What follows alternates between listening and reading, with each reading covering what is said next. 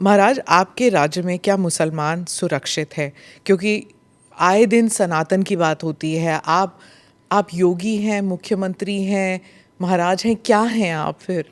मैं एक सामान्य नागरिक हूँ, उत्तर प्रदेश का एक नागरिक हूँ, और एक नागरिक में एक योगी हूँ जो सबके सुख और सबके निरोगता की कामना करता है, सबका साथ और सबके विकास के मंत्र पर विश्वास करता है, और उसी भाव के साथ हम लोग कार्य भी करते हैं। आप मुझे बताइए, दुनिया की सबसे प्राचीनतम धर्म और संस्कृति है सनातन धर्म। उसके नाम से ही आप अंदाज़ा लगा सकते हैं। दुनिया की कोई जाति, मत और मजहब नहीं है जिसको उसकी विपत्ति के समय सनातन धर्मावलंबियों ने शरण न दी हो, उसके संरक्षण के लिए उसको हर प्रकार से फलने फूलने के लिए अवसर न प्रदान किया हो। लेकिन बदले में उसे मिला क्या? बदले में मिला क्या? और दुनिया के अंदर कोई उदाहरण नहीं, कोई उदाहरण नहीं कि कहीं भी हिंदू राजाओं ने दुनिया के अंदर कहीं भी अपने बल पर, अपने वैभव के दंभ से किसी पर आधिपत्य स्थापित किया हो, कहीं नहीं है। देखिए उदाहरण, अयम निज परोवेति गणना लघु चेतसाम उदार चरितानाम तो वसुधैव कुटुंबकम, इस सनातन वाक्य है। दुनिया के अंदर कोई बोलता है? दुनिया के अंदर किसी ने इसका आचरण किया? कोई नहीं किया। सब तो हड़पना चाहते हैं। यानी यह अपना है, यह पराया है, यह भेदभाव छोटी संकुचित बुद्धि के लोग करते हैं।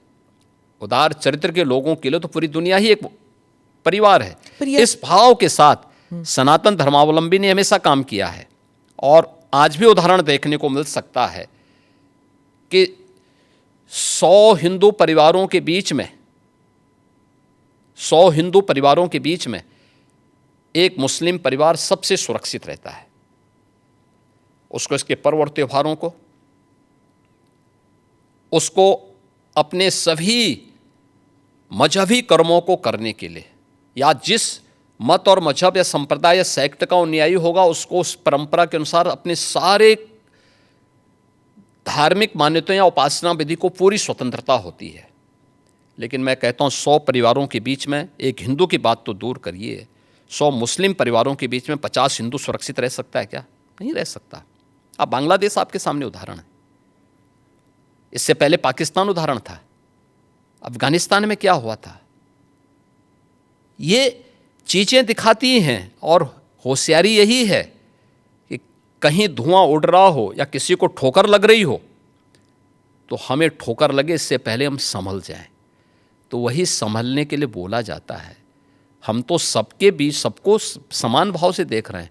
उत्तर प्रदेश में मुसलमान सबसे ज़्यादा सुरक्षित है, सबसे ज़्यादा सुरक्षित है। अगर हिंदू सुरक्षित है तो वह भी सुरक्षित है।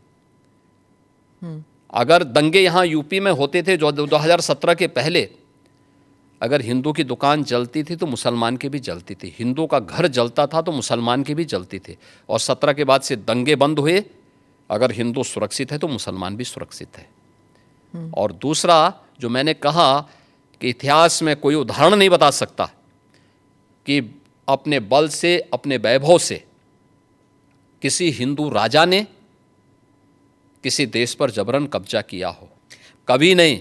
इतिहास इसका उदाहरण है, आप उठा के देख सकते हैं। भगवान राम लंका में गए और लंका में रावण पर विजय प्राप्त करके लक्ष्मण को वहाँ के वैभव को देख के थोड़ा मोहित हुए। भगवान राम ने कहा नहीं लक्ष्मण, उन्होंने उनको एक ही बात कही,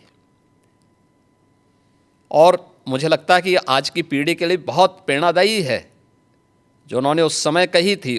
लक्ष्मण जी को जो प्रेरणा, जो निर्देश भगवान राम दे रहे हैं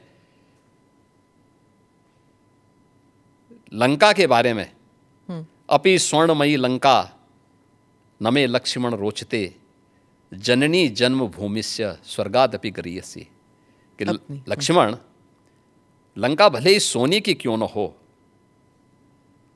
लेकिन याद रखना ये मुझे रुचिकर नहीं लगती, मेरी रुचि का नहीं है। मेरा काम था माता सीता को दुरात्मा रावण से मुक्त करना, वो मैंने कर लिया है।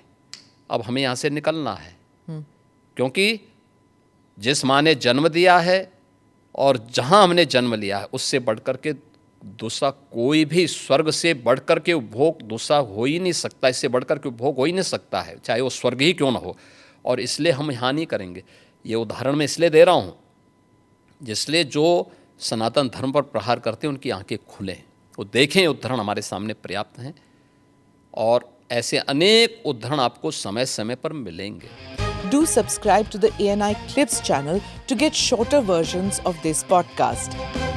Click here to watch the full episode.